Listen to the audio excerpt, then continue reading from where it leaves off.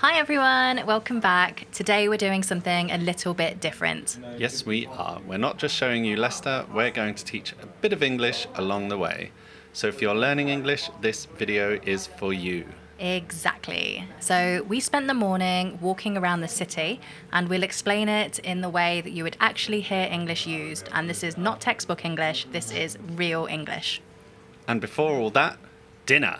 This is my sister-in-law Leah and her partner Abdullah.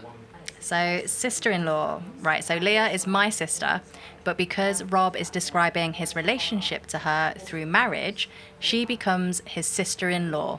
Same pattern for brother-in-law, mother-in-law, father-in-law. And a good rule to remember, anyone connected to you through marriage gets in-law added.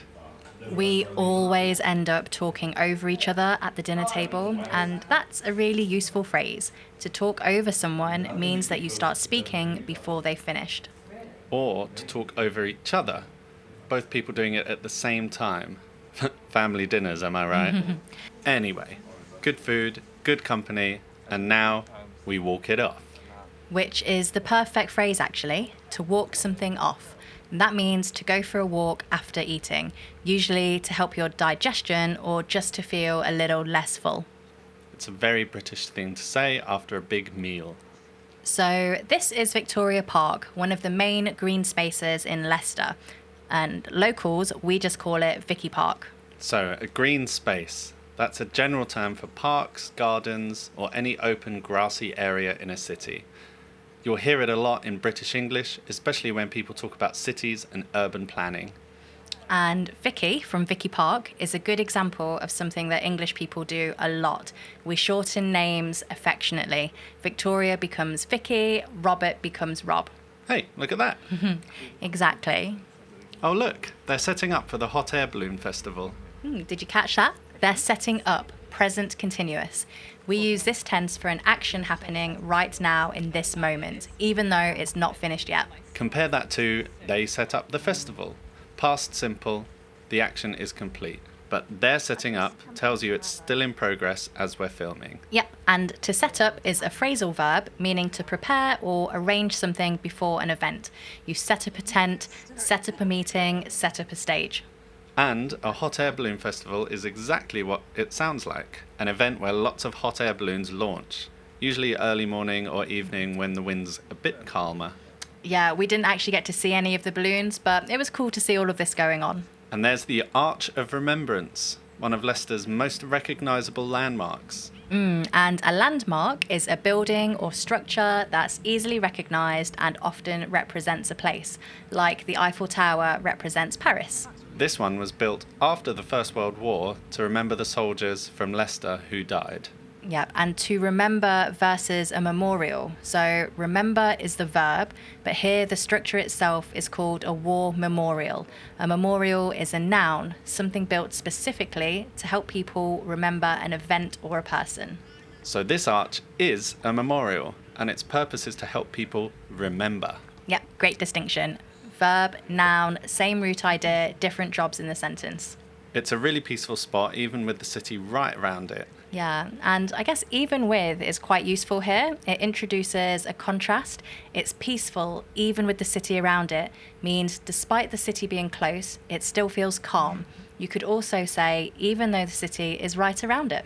So we're quickly passing De Montfort Hall here, one of Leicester's main concert venues. A venue is just a general word for the place where an event happens. It could be a concert, a wedding, a conference, anything. Yeah, and lots of big names have performed here over the years, and it's in a really nice old building too. And actually, I saw one of my top 3 gigs here. I saw Chase and Status, who are, what are they, a drum and bass band, and they were really awesome. And a second ago, I said a lot of big names have performed here, and have performed is present perfect. We use it because we're talking about a period of time up to now, not one specific past moment. If I said performers performed here in 2019, that's a finished specific event. But has performed keeps it open, it's been happening over the years, and it might happen again. It's a good way to talk about a place's history without pinning it to one date. Yep, but let's keep moving. New Walk is just ahead. So this is Newark, and don't let the name confuse you because it's actually one of the oldest streets in Leicester. Yes, a bit ironic. And a bit of vocab here, ironic means something is the opposite of what you'd expect, often in a way that's a little bit amusing. Newark was built in the 1780s as a path for people to walk to the racecourse away from traffic. So technically it was new back then.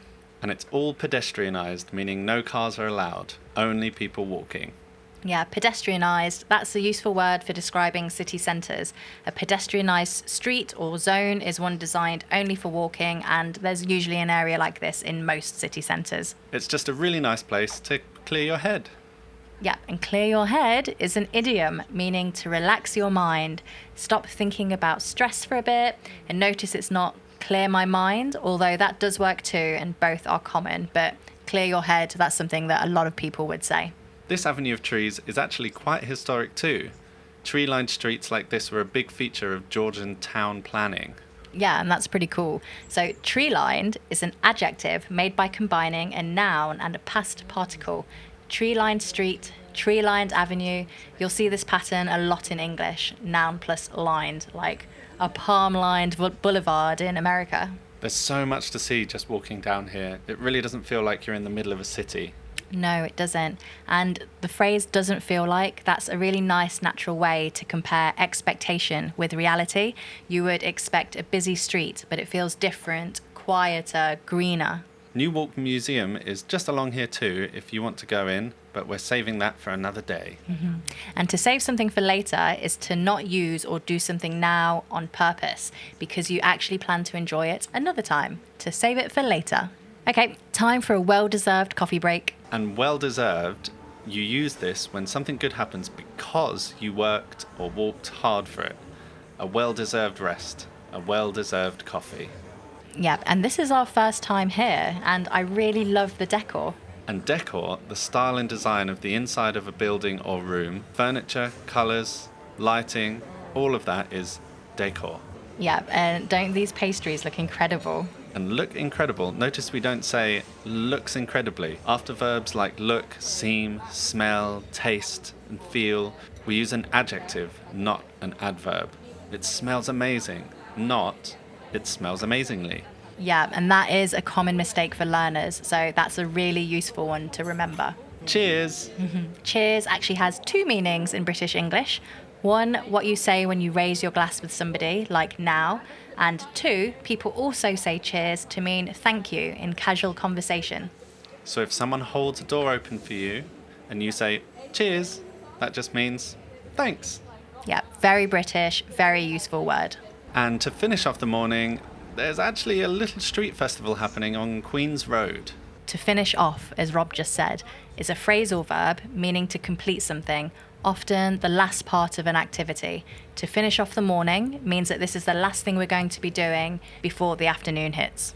Look at all these stalls. And in English, a stall is a small stand or table set up to sell something, food, crafts, clothes, usually outdoors at a market or a festival. This is such a nice, lively atmosphere.